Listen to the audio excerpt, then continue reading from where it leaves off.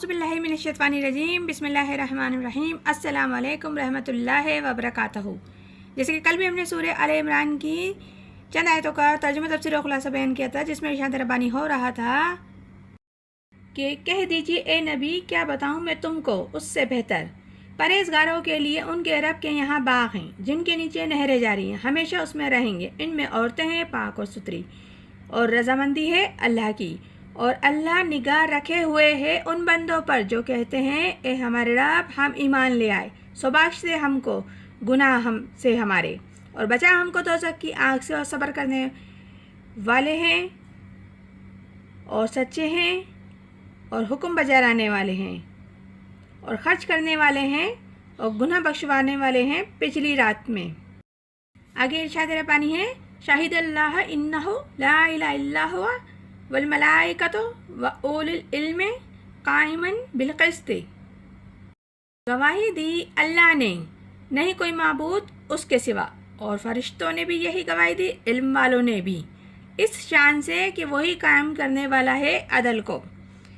इस आयत में बताया जा रहा है कि अल्लाह ताला खुद गवाह है कि इसके सिवा कोई माबूद नहीं, और सबसे बड़ी गवाही अल्लाह ही की गवाही है, और सारे फरिश्ते गवाह हैं, इल्म वाले भी गवाह हैं इस बात पर। और इल्म वाले वो लोग हैं जो कायनाती आयात के हवाले से अल्लाह को पहचानते हैं, जानते हैं और मानते हैं। वही माबूद है, बरहक है और रब है, और वही कायम करने वाला है अदल का, क्योंकि अल्लाह ताला को अदल पसंद है। अल्लाह खुद भी अदल कर फरमाता है और फरमाएगा, और अदल करने वालों को भी पसंद फरमाता है। आगे इरशाद रब्बानी है ला इलाहा इल्ला हुवा अजीजुल हकीम, और वो बड़ा हिकमत वाला है, यानी कि उसके सिवा कोई लायक नहीं, वो बड़ा ज़बरदस्त हिकमत वाला है। तो इस आयत में बताया जा रहा है कि अल्लाह के सिवा कोई माबूद नहीं, वो ज़बरदस्त है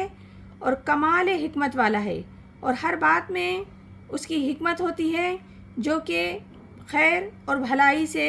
भरी हुई होती है। आगे इरशाद रब्बानी है इन्न दीन इंदल्लाहिल इस्लाम, कि बेशक जो दीन है अल्लाह के यहाँ सो वही इस्लाम है। तो इस आयत में भी बताया जा रहा है कि दीन तो अल्लाह के नज़दीक सबसे पसंदीदा दीन और मंजूर शुदा दीन अल्लाह ताला के यहाँ एक ही दीन है, और वो है दीन इस्लाम।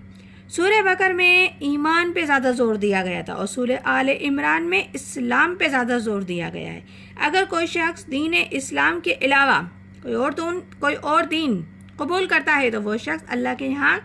बिल्कुल भी नामंजूर होगा, और ना ही वो अल्लाह की रज़ा हासिल करेगा, ना ही उस पर रहम किया जाएगा, ना उसे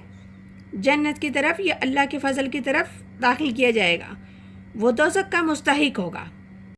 मख्तलफ़ुल्लज़ीना ऊतुल किताबा इल्ला मिन बाद मा जाअहुमुल इल्मी बग़यन बैनहुम, और जो मुखालफत करते हैं दी गई किताब में मगर उसके बाद कि आ चुका उनके पास इल्म, लेकिन आपस की ज़िद और हसद से। मतलब ये कि जिन लोगों ने इख्तलाफ किया और पगडंडियाँ निकालने की कोशिश करी, अपनी राय अल्लाह की आयत में, अल्लाह के अहकाम में अपनी राय, अपनी मंतक, अपनी सोच खामखाई डालने की कोशिश करी और गलत रास्तों पर मुड़ते रहे, तो उसके बाद जबकि उनके पास इल्म आ चुका था, और असल सबब इन सब हरकत का ये था कि आपस की ज़िद थी। वो ज़िद और हसद में, जलन में वो इस किस्म की हरकत करते थे कि पाके इलाही कलाम को बदल डालने की कोशिश करते थे और अपनी मंतकें उसमें शामिल किया करते थे। वमन यकफुर बिआयातिल्लाहि फ़इन्नल्लाह सरीउल हिसाब, और जो कोई इनकार करेगा अल्लाह के हुक्मों का तो अल्लाह ताला जल्द हिसाब लेने वाला है। तो इस आयत में भी अल्लाह ताला वार्न कर रहे हैं, ख़बरदार कर रहे हैं उन लोगों को जो लोग अल्लाह की आयतों का इनकार करते हैं, तो अल्लाह ताला यकीनन जल्द हिसाब देना होगा उनको, अल्लाह ताला को, और अल्लाह ताला को हिसाब लेते हुए देर नहीं लगेगी, और वो जल्द ही हिसाब लेने वाला है। आगे इरशाद रब्बानी है फ़इन हाज्जुका फ़कुल अस्लमतु वजही लिल्लाहि व मिनत तबअन, اگر پھر بھی تجھ سے جھگڑا کریں تو کہہ دے اے نبی میں نے تابع کیا اپنا چہرہ اللہ کے لیے اور انہوں نے بھی جنہوں نے پیروی کی میری۔ تو اس آیت میں بتایا جا رہا ہے کہ اے نبی آپ ان لوگوں سے کہہ دیجئے، وہ لوگ جو آپ سے حجت کرتے ہیں، جھگڑا کرتے ہیں، بحث کرتے ہیں، اسلام کی حقانیت پر دلیل قائم ہونے کے بعد بھی خواہ مخواہ آپ سے جھگڑا کرتے ہیں، حجتیں نکالتے ہیں، تو آپ صاف صاف بات کر دیجئے، دو ٹوک بات بول دیجئے کہ دیکھو میں نے اپنا چہرہ اللہ کے سامنے جھکا دیا ہے، اور ان لوگوں نے بھی جن لوگوں نے میرا حکم مانا، میری پیروی کری، میرے پیروکار ہیں، انہوں نے بھی اپنا رخ اللہ کے طرف بالکل خالص کر دیا ہے۔ وقول الذین اوتوا الکتاب للأمیین اسلمتم فإن اسلموا فقد اهتدوا۔ اے نبی کہہ دو ان لوگوں کو جن کو کتاب دی اور ان ان پڑھوں کو بھی، کیا تم تابع ہوتے ہو؟ پھر اگر وہ تابع ہو جائیں تو انہوں نے سیدھی راہ پا لی۔ تو اس آیت میں بھی بتایا جا رہا ہے، ایک اللہ تعالیٰ تنبیہ کی طرح آیت میں ارشاد فرما رہے ہیں کہ فل اور فائنل ان سے پوچھ لو کہ اے نبی ان سے کہہ دیجئے ان لوگوں سے کہ جنہیں کتاب دی گئی تھی، یعنی کہ پہلے جو قوم تھی یہود و نصارہ، ان سے بھی کہہ دیجئے،